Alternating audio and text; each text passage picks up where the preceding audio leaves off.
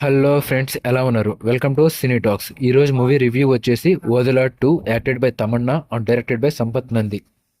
ఇది ఒక super natural thriller. దీనికి ముందు ఓదెలా రైల్వే స్టేషన్ 2022లో ఓటీటీలో ఆహార్లో రిలీజ్ అయింది. ఈ మూవీ కంటిన్యూషనే ఈ ఓదెలా 2. ఇక ఓదెలా 2 అర్థం అవ్వాలంటే ఓదెలా పార్ట్ 1 చూడాలా అని అడిగితే ఖచ్చితంగా చూడండి, లేకపోతే అర్థం కాకపోవచ్చు. ఈ మూవీ ప్రైమ్ వీడియోలో అవైలబుల్గా ఉంది. మూవీ డ్యూరేషన్ 2 hours 27 minutes ఉంది. ఫ్యామిలీతో చూడకపోవడమే మంచిది. కొన్ని ఫస్ట్ హాఫ్లో కొన్ని బ్లడ్ అండ్ గోర్ సీన్స్ ఉన్నాయి.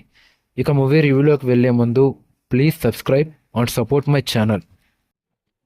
ఇక మూవీ స్టోరీలోకి వెళ్తే ఓదెలా పార్ట్ 1 క్లైమాక్స్లో విలన్ తన భార్య చంపి జైలుకి వెళ్తుంది.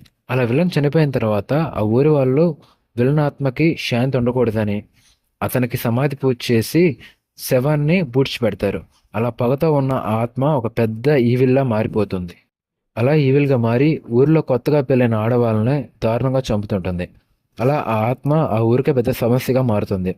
అలా ఆ ఊరి సమస్యని సాల్వ్ చేయడానికి భైరవి అనే నాగసాధు అంటే మన తమన్నా గారు ఆ ఊరికి వస్తారు. భైరవి ఆ ఆత్మను ఎలా ఎదిరించింది, ఆ ఆత్మ నుంచి ఊరిని కాపాడిందా లేదా అని తెలియాలంటే మూవీ చూడాల్సిందే. ఇక మూవీ ఎలా ఉందో చెప్పాలంటే చాలా బాగుంది friends, one time watch. Plus points విషయానికి వస్తే realistic visuals, thrilling, acting wise అందరూ బాగా చేశారు. ఇక మైనస్ పాయింట్స్ అయితే కొన్ని సీన్స్ రిపీటెడ్గా అండ్ కొంచెం ల్యాగ్గా అనిపించింది. కొన్ని సీన్స్ అయితే వేరే వేరే మూవీస్ నుంచి తీసుకున్నారేమో అన్నట్టు ఉంటుంది.